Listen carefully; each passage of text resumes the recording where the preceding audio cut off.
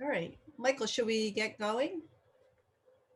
I think so, because we have a pretty packed agenda. It looks like we've got a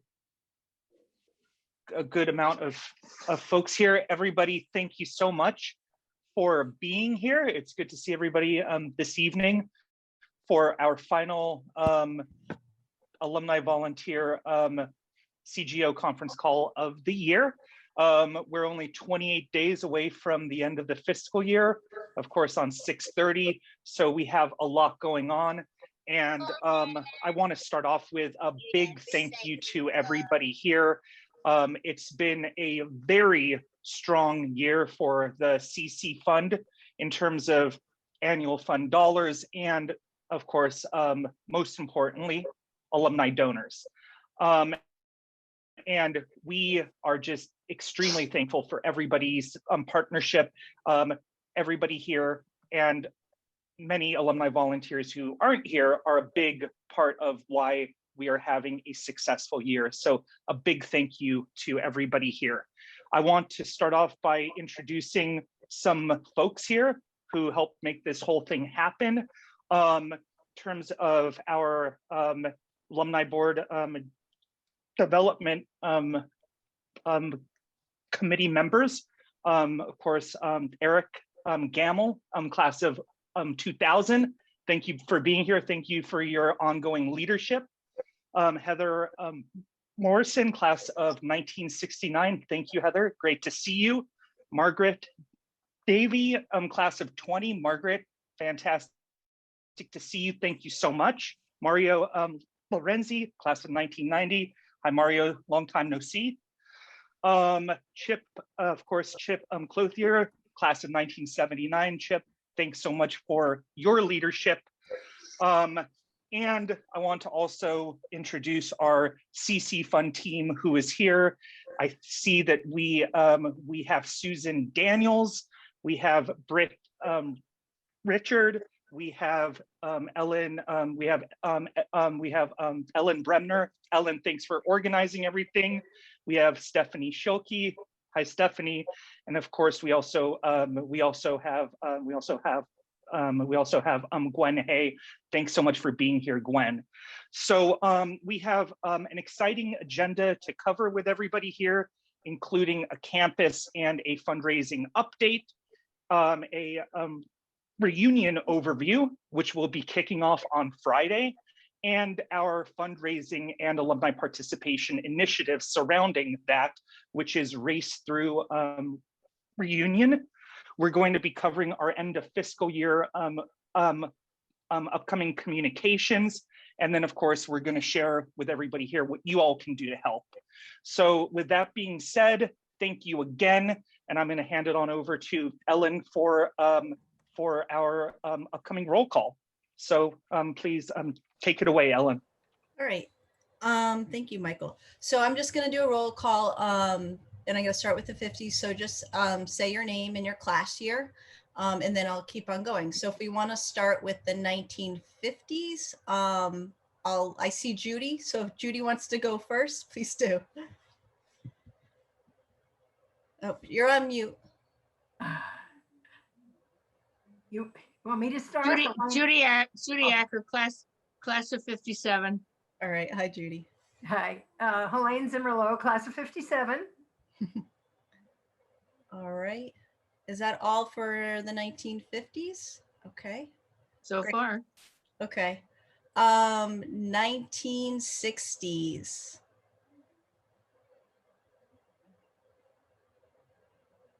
Am I it? Oh, no. Okay. I think there might be one other, but her screen's blacked out. So yeah, I think you may be from the 1960s. Okay. Class of 69 is here. Okay, great. And then let's move on to the 1970s. Yep. Okay, so we have Brian and Lynn, and then Dave is on too, but he's not talking, so. Okay, anybody else from the 1970s? I am. Oh, hi, Ben, how are you? I'm fine, thanks. How are you? Good, welcome. Thank you. All right, next, the 1980s. Hi, Noelle. Hi. Is that it? Okay.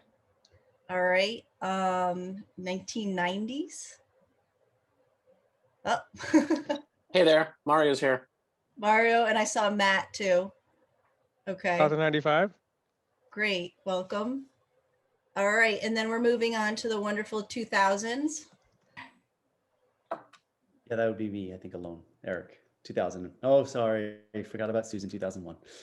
Yep. And then we also have Danielle Ward. She's on the phone though, and she's from 2002. And so she's a new CGO, so we should all welcome her. Thank you. Yes, hi, Danielle from 2002. Okay, great. And then 2010 plus. That would be me. 2020. Well, all right. Thanks so much. Okay, that's it for the roll call. So next, I'm going to pass it on to Gwen Hay, who's going to give the campus update. Okay, so it's weird giving this update from my house now because I'm not on campus anymore, but the spring semester was a huge success, and really a lot of that played out with the testing center. And so we kept testing all the way through the spring and kept everything up. And because of that, the total positivity rate was less than 0.5%. They performed over 50,000 tests in the spring semester, and they were really able, because of all of that, to open up campus. And a lot of the spring was spent in the green. So we were able to do events outside. We were able to have gatherings on Temple Green. They were able to do performances and things. So it was a really, really big win. And it actually, towards the end there, felt pretty normal. So that was really exciting.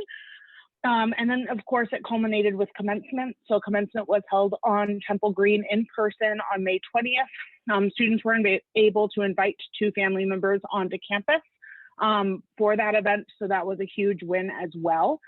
And now we're gearing up for the fall. So plans for both of that include faculty and staff, and then also the students. So for the students, given all of the progression with vaccinations, the college is really optimistic that we will be able to return to a fully on-campus experience for the fall.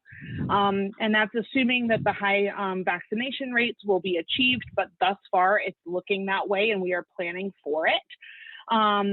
What that means is we'll have fully in-person classes again, we'll have full NESCAC athletic seasons again, and they will able to have their clubs and organizations meet on campus events. So things are looking really good. And the college has instituted a policy that vaccinations are required for all students to return in the fall.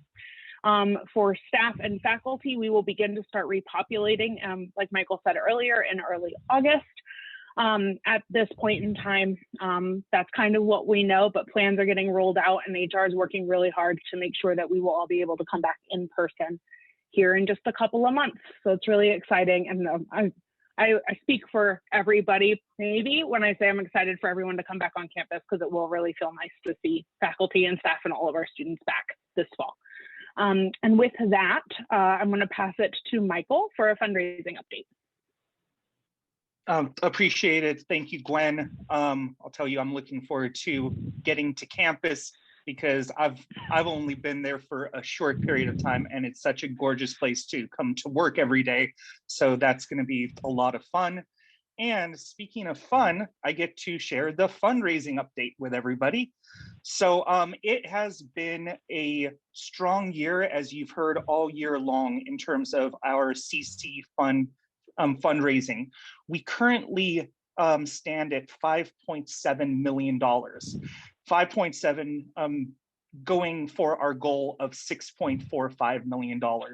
We are in a very strong position to achieve our goal, and we've got some good initiatives in place for these next 28 days to ensure that we hit that goal. And everybody here is going to be a big part of that.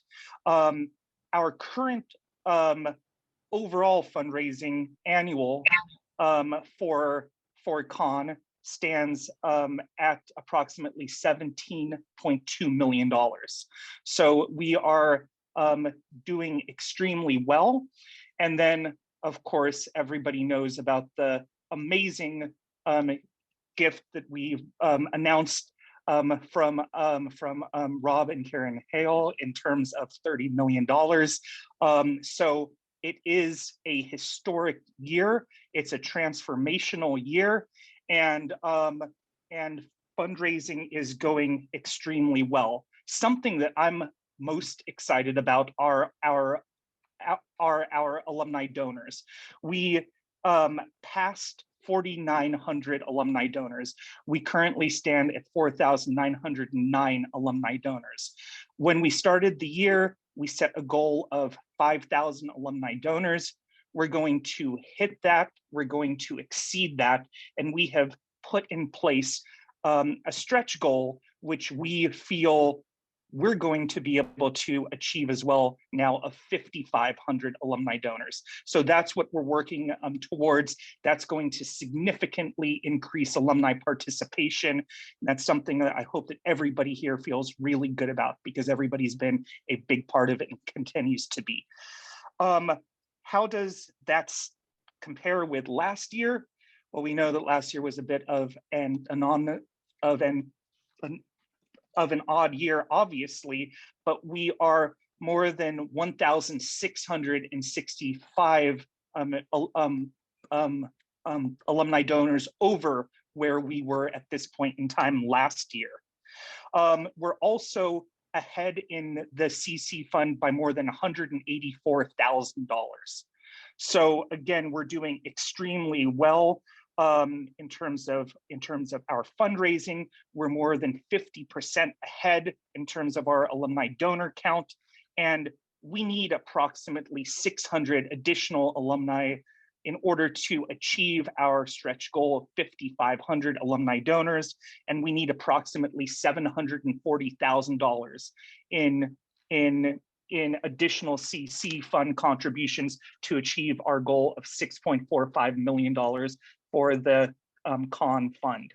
So we feel that the initiatives that we have in place for these next 28 days are going to ensure that we hit those marks. So with that said, I'm going to turn it on over, and we're going to hear about the upcoming virtual alumni reunion and a special fundraising initiative that we put into place in order to help raise more money and more importantly, obtain additional alumni donors.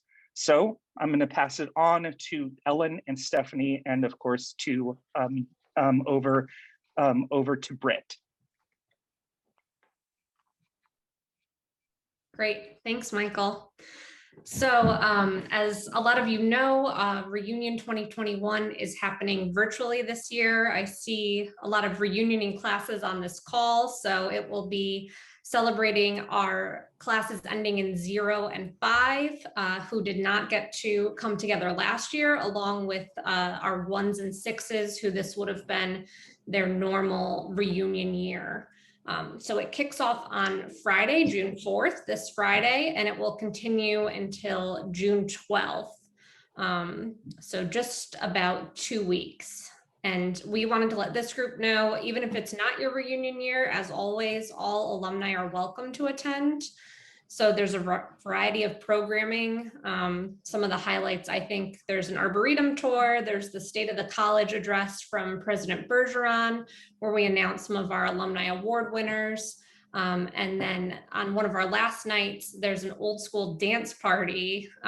It's Friday, June 11th from 8 to 10. And that is hosted by 2 alums from the class of 1987 and an alum from the class of 1989. So we're really excited about that. So we want to encourage everyone to go on and register. And in a moment, I'm going to share my screen so I can show you a little bit of what the event platform looks like. And you can see where the events live, the folks that have registered. And of course, following this call in our notes, we'll send you a little bit of a how-to guide as well to help you go in there and register. So let me just share my screen. Hopefully you can all see this. This is our home page. So this is the main page you would get to once you create an account. The toolbar is over here on the left-hand side. So the first thing you'll see is the schedule.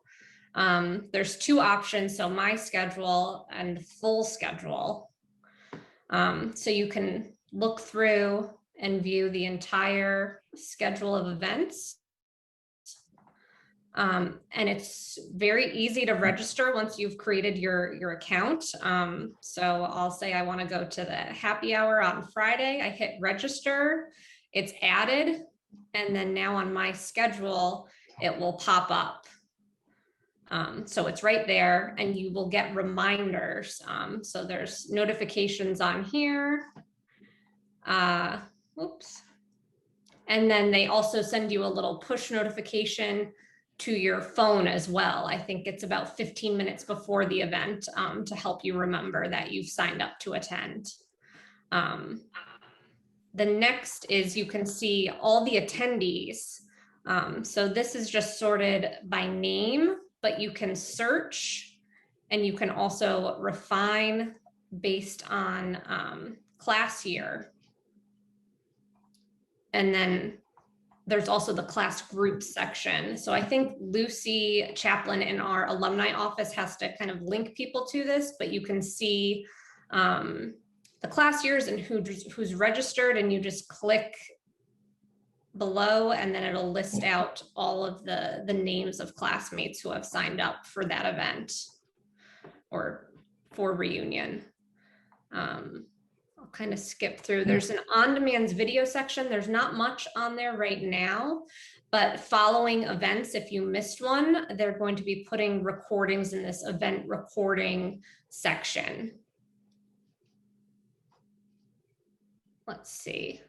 That covers the main bits that I wanted to cover on here. Of course, there's frequently asked questions if you need any help, but we'll send out a little fact sheet as well. And I won't click this just yet. There's a button for our Race to Reunion. It's going to change to be Race Through Reunion once we hit Friday. So I'll stop sharing and Ellen will be able to share a little bit more information about that and the fundraising initiative we're tying in from June 4th to 12th in conjunction with Reunion. Great.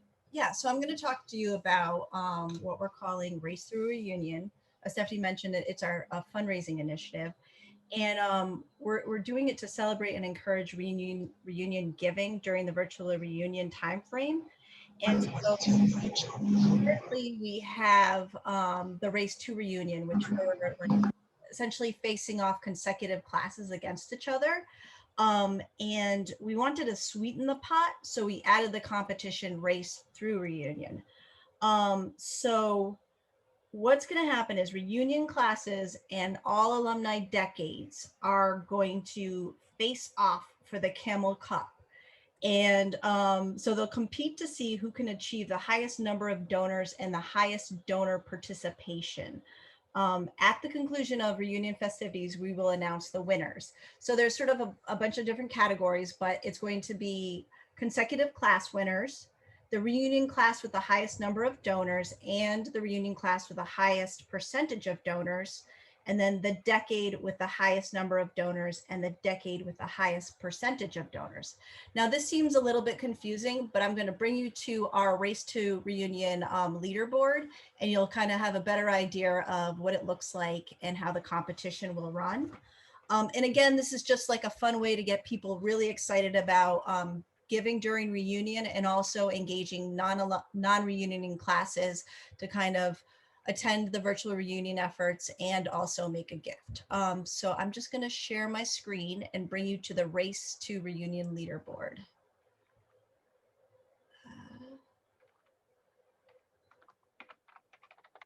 Okay. All right. Let's see. Can you all see this? Nope, I moved it. Sorry. Yeah. Okay. Here we go. So this is the Race to Reunion leaderboard. And when you click on this, it gives a rundown of how the competition works. There's also a button to give now. So if you're directing your classmates to here, they'll know they can give through here. But here you'll see, this is the reunion leaderboard. So we have both fifths, since it's a double reunion, we have 2015 against 2016.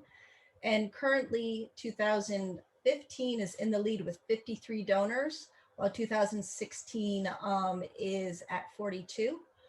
We're in the middle of updating this page, so this right now is blank, but the participation will be updated here. And if you scroll down, since we have alumni from both the class of 2000 and 2001, Susan and Eric, you can see that Susan's class 2001 is only 2 donors ahead of Eric's class 2000. So that means Eric, as a class gift officer, needs to step up his game. So, all right. And if we scroll down, which you can also jump to it from here, this is the All Alumni Decade Challenge leaderboard. So you can see, let's see, this shows the amount of donors each decade currently has and the donor participation. So there'll be a winner in each category. And right now it looks like the 1970s are in the lead. Yay. And The 1950s too old to be counted? We're not listed. We didn't include them, I'm sorry, but we will include them if you like. Of course. Okay. So, and then like on this one, I'm sure if we had the 1960s on there, they may be crushing the 1960s, but for donor participation, the 1960s are currently in the lead. So again, this is just a fun little like leaderboard to get people excited about making a gift and the spirit of competition that we find camels really seem to enjoy, and non-camels from the 50s and 60s. And next, I'm going to move over to our crowdfunding page. And so this is the page, and it's similar to our other fundraising efforts. So what's going to happen during reunion, people are going to be directed to this page to make a gift. So here we'll keep track of the dollar amount and also the number of donors. And we're still playing off this fun theme of the race to reunion with a camel in a car. And if you scroll down, again, there's a little blurb about what the race to reunion is. And then we'll have updates on who's in the lead for decade, reunion, decade, class, and non-reunion. And then beneath this, we also will be posting student impact stories, which we will also be posting on social media. And there's a lot of really great stories that will be on here. And then if you scroll down below, these are graphics you all can use on Facebook or Instagram or your social media platforms to share out to help spread the word to your classmates. We'll also be sending you these, and we'll also be posting, have a variety of posts on social media that you can like, share and post and so on. And then, as I mentioned before, we're going to have winners of what we're calling the Camel Cup. And we're going to share out the Camel Cup. It's a virtual award. We'll be hosting it on the Race to Reunion website when the competition concludes. But this is what it's going to look like. Can you all see that? No? We're still stuck on the race through reunion page. I think you might have to close and reopen. Okay. Hold on a sec. Sorry about that. Were you able to see the classy page though? We were able to see the classy page. And the one thing that I'll mention, Ellen, while you're bringing up the Camel Cup, is that we've seen a student impact story. And as we hit certain milestones in terms of the amount of funds raised, it will unlock additional student impact stories at at these meaningful intervals. So we have some great student stories to share and looking forward to showcasing them as we move forward. Okay, so this is our virtual Camel Cup. And once we have our winners, we'll put it down here, and we're really going to celebrate it out on social media, and we'll also let everybody know via email who wins the Race to Reunion. Yeah. So I believe that's it for me. Unless Could I make a quick point? Yes. On the cup, reunion donors. It just went away, sorry. Oh, sorry. Reunion donors. Here, let me share it again. Sorry about that.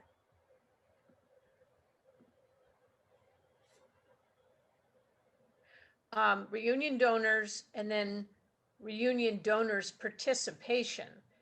I don't think that's clear what we're talking about. Number of reunion donors maybe should be the first one, and then percentage of reunion donors. Yeah, so this But it doesn't, it's not clear whether we're talking dollar amount or number of people. Okay. Yeah, so we'll that makes sense. This is a mock-up, and so what we'll do is kind of make it clear. It is, when you're talking about donor participation and number of donors, it does get a little bit unclear, but we'll make sure to fix that. So. And Alan, your intent is number of gifts and then participation. So one takes, looks at the relationship between the number of the population in your class and the gifts. That's your participation number versus your raw number of gifts. Right.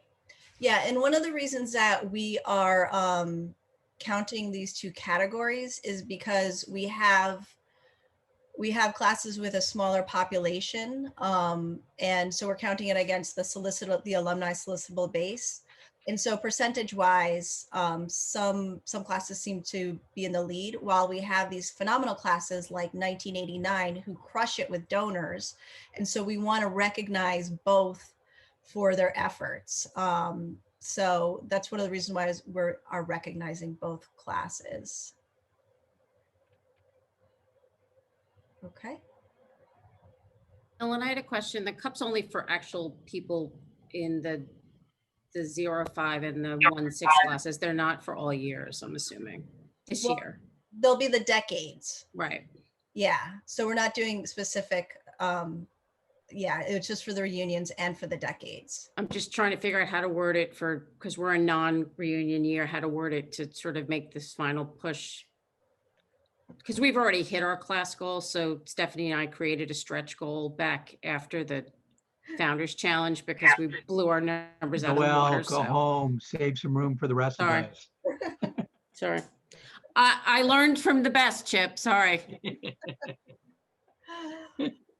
Yeah, and we're gonna, like, when we share out the recap, we're also gonna share some language out to help you, so you can take a look at that and tweak it to personalize it to your class. So. All right. And we are hopeful that, again, by including overall alumni decades, that all classes can get behind this in order to move their overall alumni decade to the top of that leaderboard and have that place on the Camel Cup. All right. So I'm going to pass it on to Britt, who's going to talk about end of fiscal year communications. Hi, everyone. So after reunion, we'll continue the push, of course, as we head into the end of the fiscal year. So we have a few things in place that we are hoping will get us to both of our donor and dollar goals. So we have a 1911 Society push, so our leadership level push. So we had a letter go out, we had a follow-up email go out to the same group. And we're hoping to do a couple, probably 2 follow-up emails as we head into the end of the fiscal year to, really drive that society home. And also we'll have a segment of those who have already given this year. So those who are giving between $1,000 and $24.99. So as you hit the 2,500 is the leadership level. So we're reaching out to those folks saying, thank you so much. Just as an FYI, this is an option if you'd like to consider giving a little bit more this year. So we have that as a segment as well.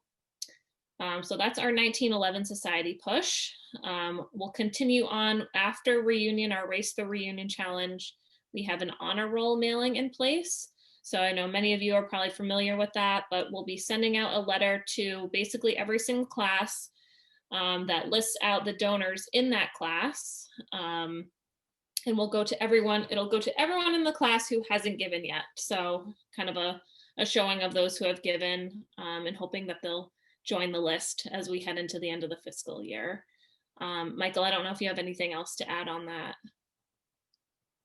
No, I think that about covers the honor roll, and it's a solicitation piece that I'm sure you're all very familiar with. Historically, it's acquired between 100 and 200 new alumni donors during the last month of the fiscal year. So between the honor roll and our race through reunion initiatives, we're confident that we're going to see additional alumni participation.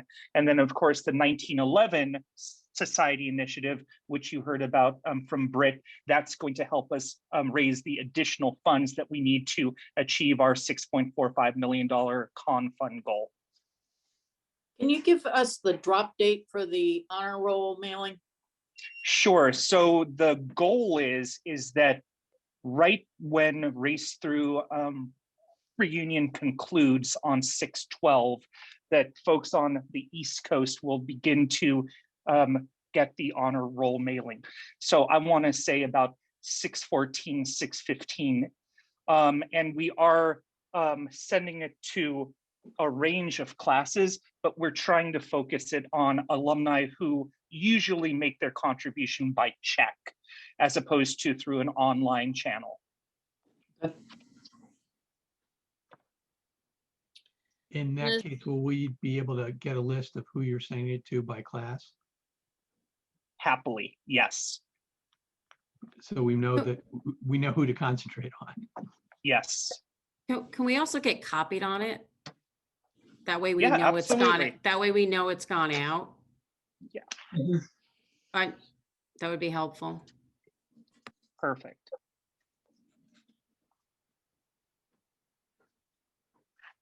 All right, moving ahead, Stephanie, I might ping you, but we'll probably be doing or are planning to do a Camel Athletics push as well.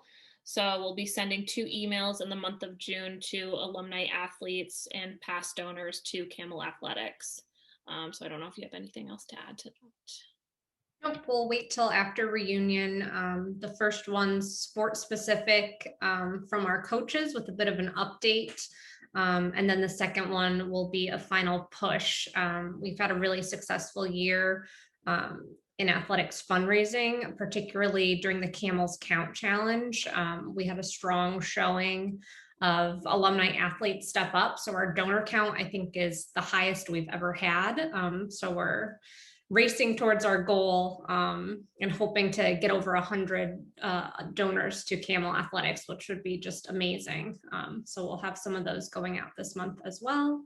And then I'll throw it back to Britt. I know we'll have our regular kind of end of calendar year message or end of fiscal year message as well. Yeah. Are you saying you only get 100 donors to Camel Athletics? Mm-hmm. No, we have almost 1,000 this year. Okay. I heard 100. And just my last talking point here is, of course, we'll do a push for end of fiscal year. So typically we send probably 2 or 3 emails as we head into June 30th, maybe a 48-hour reminder and then a 24-hour reminder. So we'll plan to do something like that as well.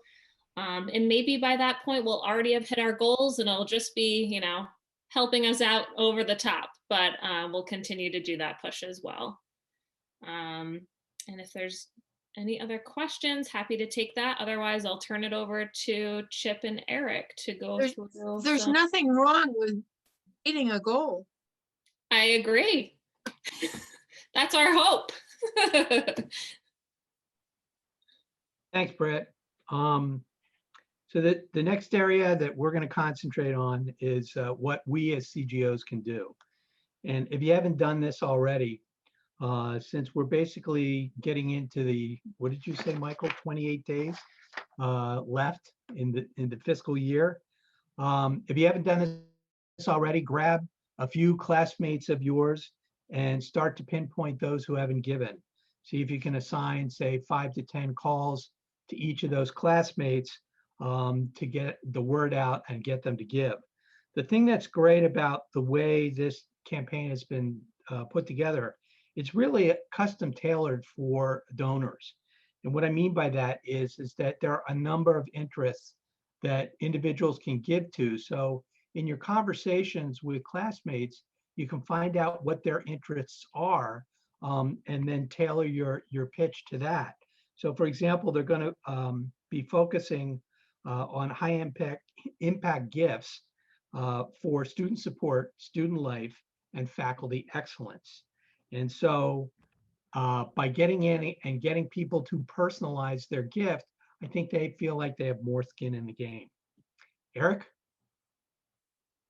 So that brings us to the joys of reunion. And I looked, Mario, you have, I think, 7 members of your class registered for reunion. And, not to do the class of 95 only has 6, so may want to get some more people there, Matthew. But no, it's actually, while Ellen was going through it, I was adding to my reunion schedule because I was looking at a few things that I say, hey, that sounds like fun. So, hoping that more people come out. I know as you get to the classes of the 90s and later, people are on video calls all day and may not want to log on to another one at night. So it's kind of a see how it goes. The class of 71, which is actually my mother's class, I believe has 134 people registered for reunion. So it is their 50th, so I understand why they'd be excited. But with that, there are a lot of fun features. You can chat directly with your classmates through there, as well as obviously through other parts of the social media. But the CC Fun team are going to give you some messaging to kind of put out through that. And at the events for, reunion classes, there are happy hours where you'll be put into, virtual rooms with your classmates. So that's a great time. For non-reunion class years, the state of the college, if you do attend and hear the state of the college and do that update, would be a great part. One event that I do want to highlight is this 80s virtual dance party that's going to be hosted by Frank Tewitt from the class of 87 and Leo Bellamy from the class of 89. And this is really a push to focus opportunities on giving a gift in the support of the Genesis program. And so for those that don't know Genesis, it was designed to help acclimate, support, and empower both first generation and first year students of color at Con. So this is another touch point, another great point, the fact that in the CC Fund, we do have the designation for the diversity, equity, and inclusion, as well as allow this kind of continue to grow.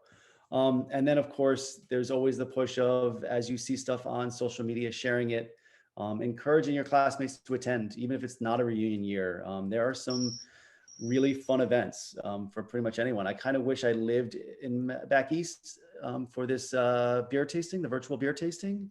I guess I could go, but I can't get the beer from our fellow, I'm trying to find it, to pull it up again, from Adam Romanoff, the class of 07, who is the founder and president of Castle Island Brewing Company. So they can get theirs. And then the virtual tour of the Arboretum sounds like fun. As I try to get there every time I get back on campus, so it might be fun to take a little trip around.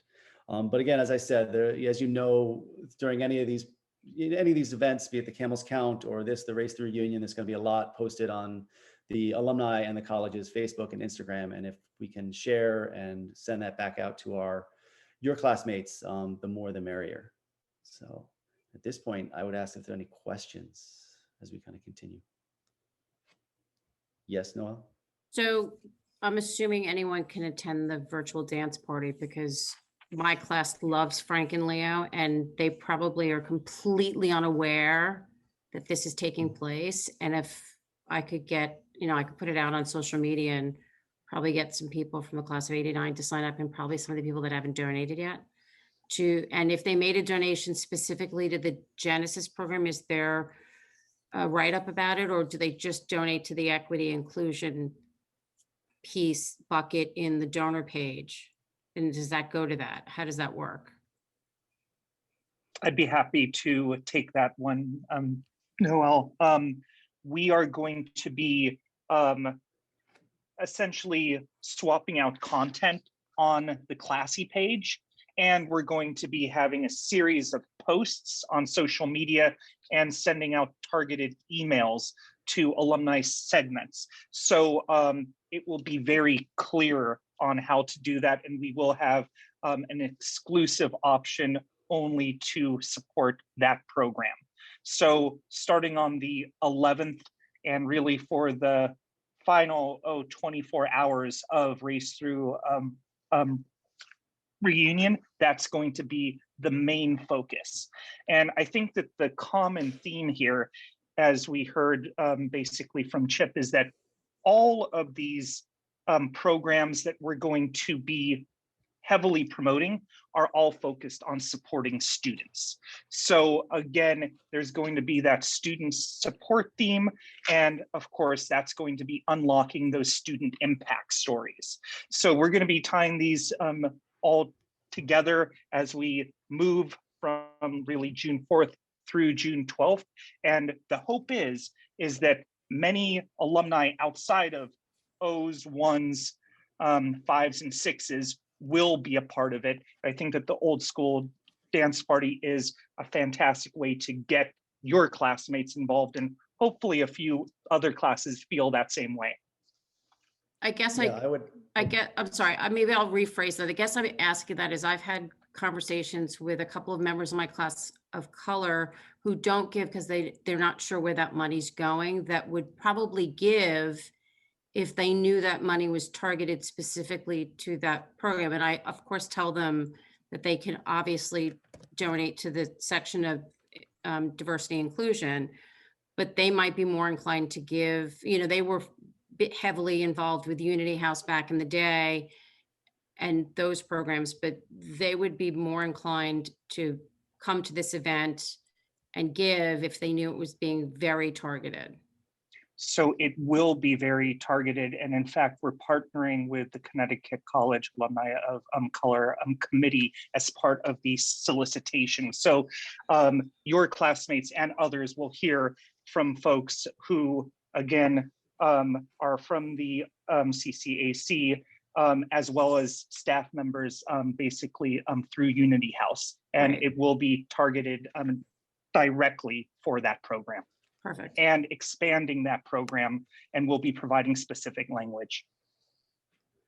And then the other thing I'd add is for all of you that aren't in reunion classes, yes, there are events specifically for O's, fives, ones, and sixes and individual classes, but there are a lot of other very cool and very fun sounding events. There's one I actually just pulled up. There's the Camel Women of Influence with President Bergeron, and she's going to talk with Wendy Steele from 85, Ruth Jurgensen from 95, Jessica Archibald from 95, Liana Guzman from 2005, and Alexandra I'm sorry, I'm really bad with names, from the class of 2010. So there are a lot of great events like that. I mean, everything, and then, there's obviously the state of the college, but there's also, I'm trying to find another one. There's some camel cardio sessions if you want to actually get a workout in over Zoom with your classmates. I don't know how, that one, but it is something I think everyone would, can enjoy and attend. So I would suggest pushing it out there to your classmates.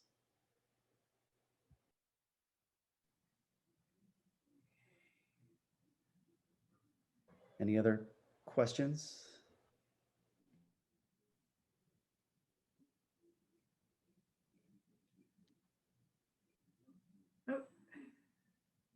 All right. Well, I'm just trying to see. Being on the West Coast, the old school 80s after dark is actually like, 5 p.m., but that's okay. I think I can get my kids excited. They'll want to dance. They might not like the music, but it's okay.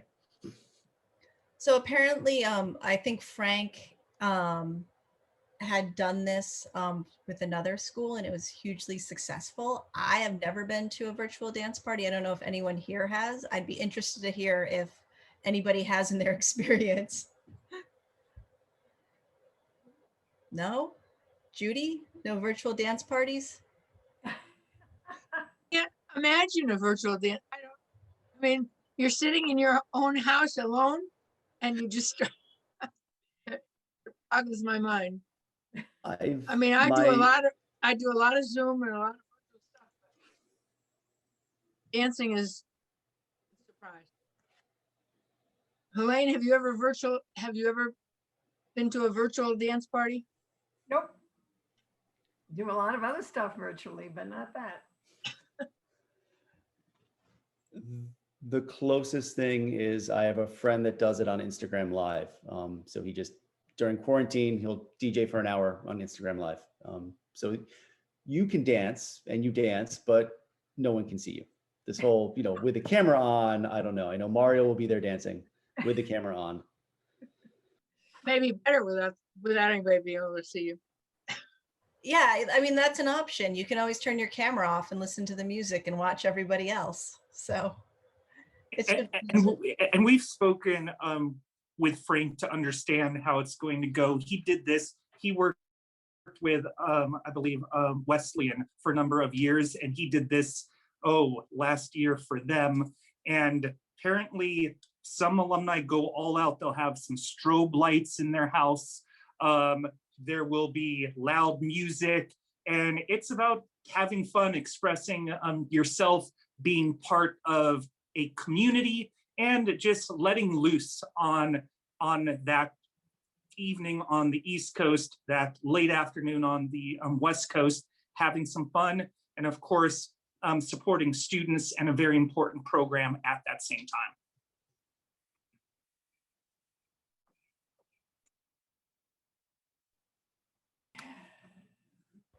great. I think if there's unless somebody has a question, I think that is it for the evening. Can I ask a question of Michael? Mike, sure. Michael, you cited some numbers earlier, the target for number of participants, the target for dollar amounts. How do you come up with those specific targets? Is it like a percentage of the alumni base, or do we look at comparable schools, or where do you come up with such specific numbers? So I think it's a combination of factors. So for example, Con has an operating budget that it needs to meet every year. And there's a certain component of that they need the Connecticut College Fund to bring in unrestricted, which for our current year is $6 million in order to make that operating budget work out, as well as for specific areas like Camel Athletics and DIEI. In terms of the donor count, what we do is we look historically at what the donor count has been, and it was a very challenging year to set that goal because we did not do very well last year in terms of alumni donors. We finished only marginally over 4,000. So we thought that by setting 5,000, that would show significant improvement. And sure enough, we have been more successful in our alumni participation initiatives than we had expected. And certainly all alumni volunteers have been a big part of making that happen. So part of it is taking a look at where we've been historically, where we want to go, and then we do track our peer college data, and we want to see where we are compared with Wesleyan and compared with Trinity, as well as other schools that started off really all women, which became co-ed, like Skidmore College is a proxy that became co-ed around that same time. So there's a number of kind of factors in terms of that goal setting.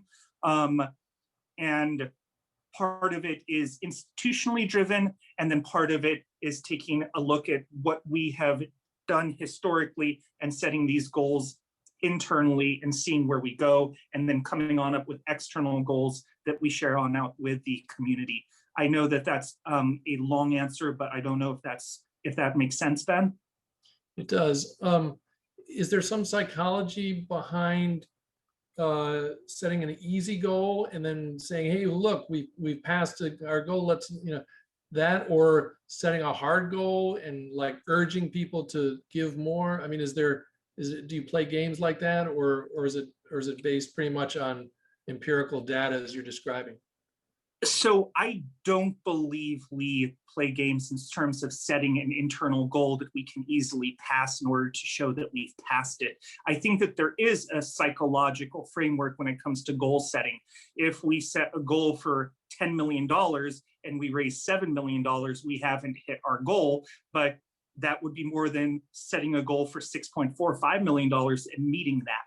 So again, I know that there is a psychological mindset that's in there, but I believe that from Con, it's much more based on empirical data, what the college needs in terms of its operating budget, the component of that comes from the Con fund, and then especially in terms of donor participation, we want to get back to where we were pre-COVID, when we were at approximately 6,200 alumni donors. So by moving to 5,500 this year, it puts us in a strong position next year to get back over that 6,000 alumni donor count.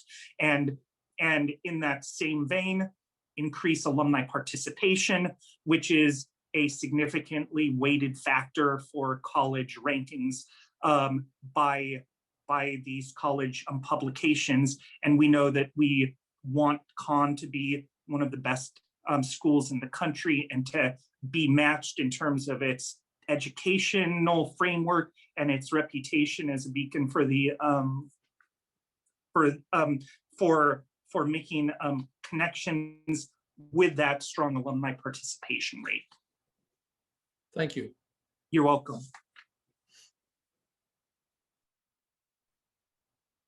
Okay. So if there aren't any more questions, I think that we might be able to end this 5 minutes or so early.